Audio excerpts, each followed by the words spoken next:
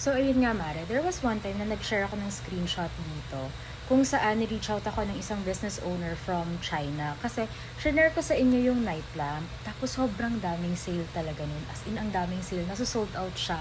Lagi, every time i-share ko. So, nag-reach out siya sa akin. And then, nung magkausap na kami, may pinapapromote siyang ibang products niya dun sa store.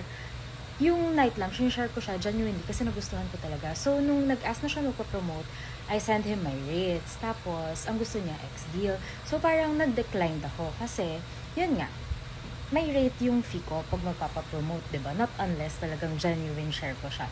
Anyways, because of that screenshot, merong nagsabi na, sana hindi niya na shinare. Yung mga influencer na yan, monetary lang talaga habol niyan. So, ito yung explanation behind that. So, yesterday, shinare ko sa inyo yung Oppo. And after 24 hours, ito yung Shopee Analytics ko. Ilalagay ko dyan yung sticker.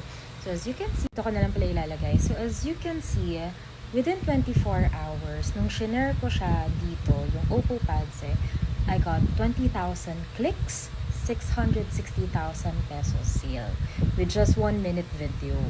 So, imagine guys, with these big brands, with these businesses na nagkakaroon ng ganyang earnings because of someone who promotes their product.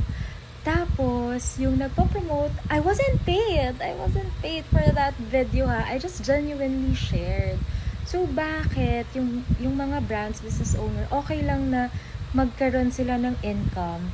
Pero pag kami yung nag-ask ng fee namin, wala kaming pera. Wala ba kaming bills?